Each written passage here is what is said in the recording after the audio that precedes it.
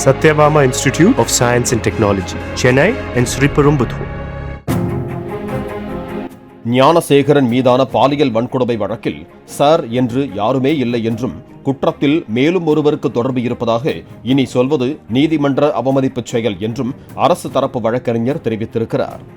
இதுகுறித்து பேட்டியளித்த அவர், தானும் அண்ணா பல்கலைக்கழக ஊழியர் என மாணவியை பயமுறுத்தவே போனில் பேசுவது போல ஞானசேகரன் நடித்திருப்பதாகவும், சம்பவம் நடைபெற்ற போது அவரது போன் பிளைட் மோடில் இருந்தது நிரூபிக்கப்பட்டுள்ளதாகவும் அவர் விளக்கமளித்துள்ளார். அவனுடைய போன் ஏர்டெல் சிம். அந்த ஏர்டெல் ப்ரொவைடர் நோடல் ஆபீசர் நீதிமன்றத்துக்கு நேரடியாக வந்து இவர் இந்த காலகட்டத்தில் ஏரோப்ளைன் மோடில் போடப்பட்டிருக்கிறார் அப்படிங்கறத ஏர்டெல் ப்ரொவைடரும் தெளிவாக நீதிமன்றத்தில் எடுத்துரைத்திருக்காரு.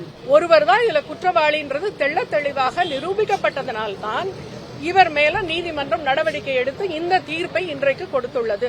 எனவே இதன் பிறகு இதை பற்றி பேசினால் அது கண்டெம்ட் ஆஃப் கோர்ட், நீதிமன்ற அவமதிப்பு. அதாவது அவளை ஏமாத்துறதுக்காக, தானும் ஒரு யூனிவர்சிட்டி ஸ்டாஃப்னு ஏமாத்துறதுக்காக போட்ட நாடகம் தான் அதுங்கிறது ஆவணபூர்வமா மட்டும் இல்ல, அறிவியல் பூர்வமாகவும் இதை நிரூபிச்சாச்சு.